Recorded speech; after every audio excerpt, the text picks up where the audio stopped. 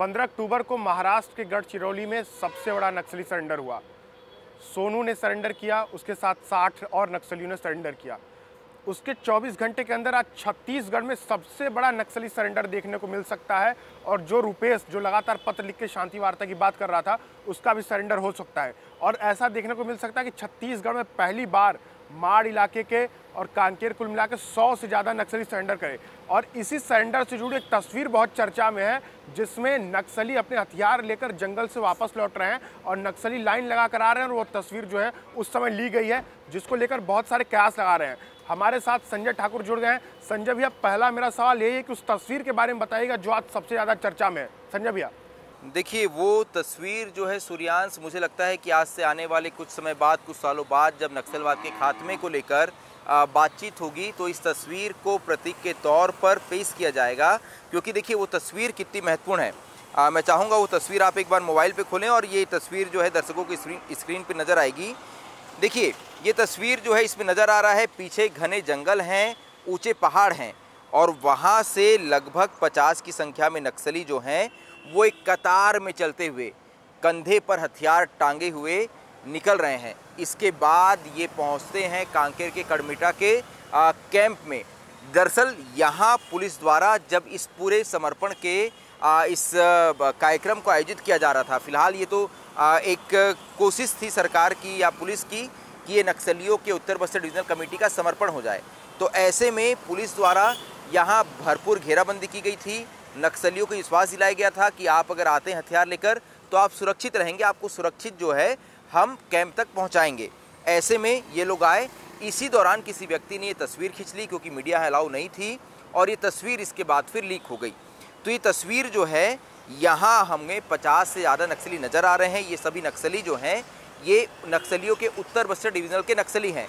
ये वही डिवीज़न है जिसने वेणुगोपाल राव की उस शांति वार्ता के पत्र का समर्थन किया था। फिलहाल ये नक्सली जो हैं, इसमें आपको नज़र आएगा जयलाल, इसके पीछे आपको रनीता नज़र आएगी। वही रनीता जो माड़ डिवीज़न की सचिव है और जिसने लेटर लिखा था और इसने कहा था कि हम 15 अक्टूबर से पहले किसी भी तरह का गैर कानूनी काम नहीं करेंगे और पुलिस अगर ऑपरेशन नहीं चलाती है तो हम अपने हथियार डाल देंगे, तो वो भी नज़र आएगी। इसके अलावा बाकी और बड़े DKSZC मेंबर जो हैं यहाँ आपको नज़र आएंगे। सामने के नक्सली जो है वो अपने हाथ में इंसास जैसी बड़ी राइफल लेके चल रहा है और बाकी नक्सली भी ऑटोमेटिक राइफल लेके निकले हैं। ये नक्सली कल कांकेर पहुंचे। कांकेर पहुंचने के बाद इन्हें जगदलपुर लाया जा रहा है। ये अपने साथ लगभग 30 से अधिक बड़े हथियार लेके आए हैं। फिलहाल पुलिस ने इनके समर्पण की पुष्टि नहीं की है। ये सारी खबरें जो है ये आई है सूत्रों के हवाले से। 1 से 2 दिन में एक बड़ा आयोजन कर इनका समर्पण किया जाएगा। अब इसे रोका क्यों गया है सूर्यांश, मैं ये बता देता हूँ। क्योंकि एक बहुत बड़ी खबर आई कि ये कांकेर में तो समर्पण हुआ ही, बीजापुर के इलाके में इससे भी बड़ा एक समर्पण होने वाला है। आपको याद होगा टक्कापल्ली वासुदेव, जो कि नक्सलियों का DKSZC मेंबर है और जिसे कुछ दिनों पहले नक्सलियों का CC मेंबर प्रमोट किया गया है, वो लगभग अपने 100 साथियों के साथ निकलने वाला है इंद्रावती को नदी को पार करके वापस, और वो आएगा भैरमगढ़ इलाके से जगदलपुर की ओर। ऐसा माना जा रहा है कि वहाँ भी इसी तरह पुलिस की गाड़ियाँ लगी हुई है, क्योंकि हमारे कुछ साथी वहाँ मौजूद हैं, तो वो उसके साथ हैं। और इसके बाद उन्हें भी गाड़ियों में बैठाकर जगदलपुर लाया जाएगा। और जब ये सभी नक्सली जगदलपुर पहुँच जाएंगे तो यहाँ लगभग 150 नक्सलियों के समर्पण का एक बहुत बड़ा कार्यक्रम आयोजित किया जाएगा, जिसमें हो सकता है महाराष्ट्र की तरह प्रदेश के मुखिया शामिल हों, और ये भी हो सकता है कि इस समर्पण में केंद्रीय गृह मंत्री अमित शाह शामिल हों। तो एक बहुत बड़ा समर्पण जो है आने वाले 1 से 2 दिनों में हम बस्तर में देख सकते हैं। सूर्यांश भैया, उत्तर बस्तर डिवीजन का समर्पण, और अभी खबर आ रही कि माड़ इलाके से एक बहुत बड़ा समर्पण होने वाला है, जिसमें रुपेश भी हो सकता है, रणिता भी हो सकती है, सारे जो नाम आप बता रहे हैं। तो ऐसा माना जाए क्या कि ये जो जितने भी 2-3 बड़े समर्पण कल हुए और आज होने वाले हैं, इसके बाद जो पूरा अबूझ माड़ का क्षेत्र जो छत्तीसगढ़ का बस्तर है, वहाँ लगभग 90% नक्सलवाद खत्म हो जाएगा। और इसका असर इस तरीके से पड़ेगा कि अब छत्तीसगढ़ में नक्सलवाद की जो निर्णायक लड़ाई है वो अब एकदम 90% तक जो है वो सरकार के पक्ष में आ जाएगी।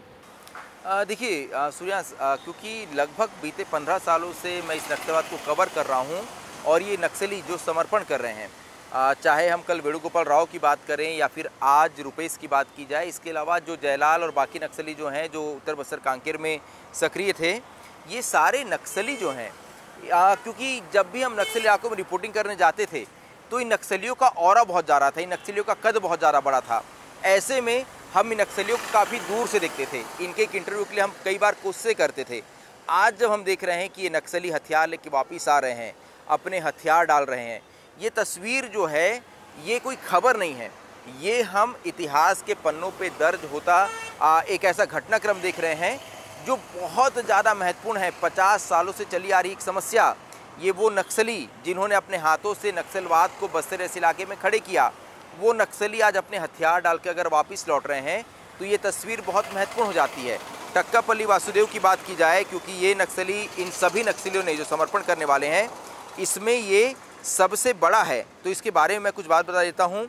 देखिए, आप पुलिस के रिकॉर्ड में ये DKSZC मेंबर है, इसका पूरा नाम है टक्कापल्ली वासुदेव राय, इसे हम सतीश वासु आसन्ना के नाम से भी जानते हैं। ये लगभग 60 साल इसकी उम्र है। ये रहने वाला है तेलंगाना का, तेलंगाना के मुलुगु ज़िले का ये रहने वाला है। इसने इंटर और पॉलिटेक्निक किया है, इसकी पढ़ाई है। इसके अलावा ये स्टेट कमेटी मेंबर है, जो RKB डिवीज़न जो है ये उसका इंचार्ज रह चुका है। साथ ही नक्सलियों के मिलिट्री इंटेलिजेंस विंग का ये सदस्य रहा है।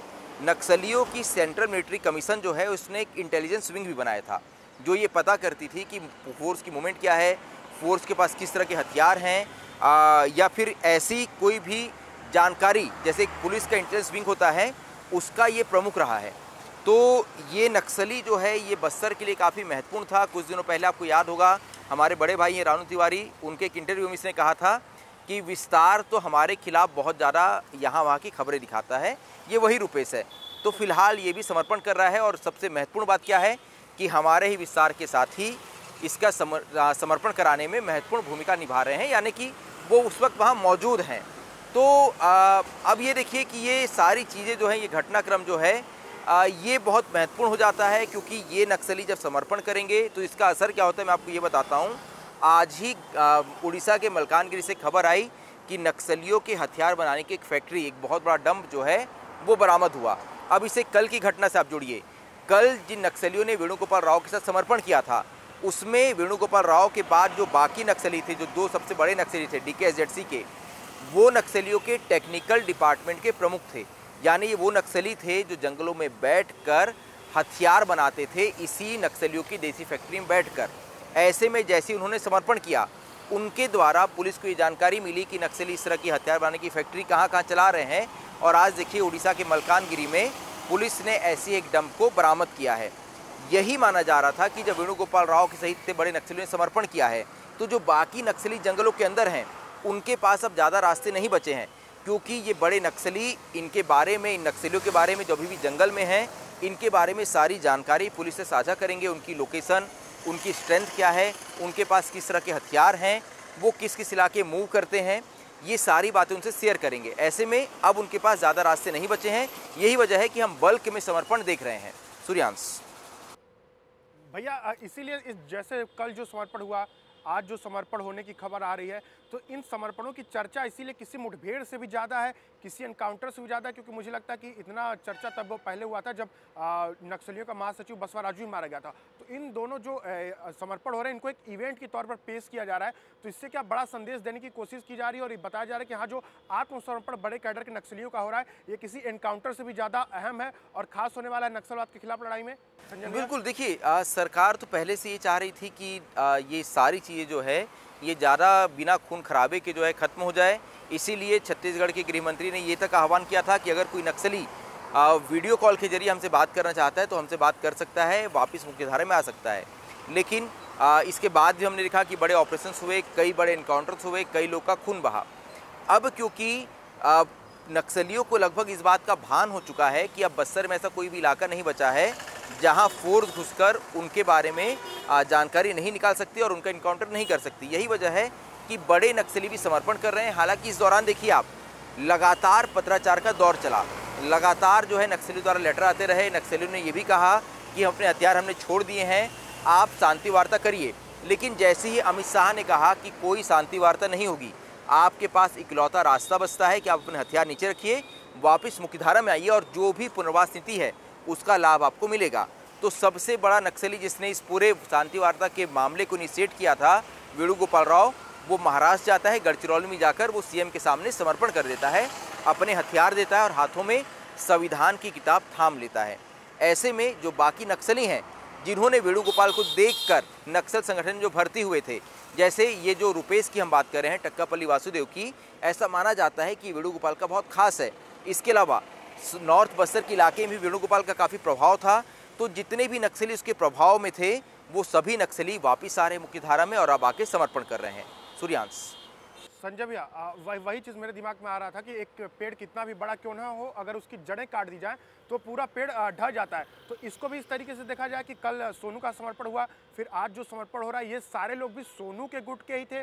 सोनू के प्रभाव से ही ये नक्सल संगठन में समर्पण हुए थे, क्योंकि जैसे ही सोनू ने सरेंडर किया, उसके बाद इतना बड़ा सरेंडर हमें छत्तीसगढ़ में देखने को मिल रहा है। तो इसी तरीके से माना जाए क्या भैया कि सारे देव जी के गुट के ना होकर सोनू के गुट के थे, जो अब चाहते हैं कि हथियार डाल दें? बिल्कुल, देखिए, जो नक्सली जिस इलाके में रहता है, जिस इलाके में सक्रिय होता है, उस इलाके के नक्सलियों में उस नक्सली का प्रभाव होता है।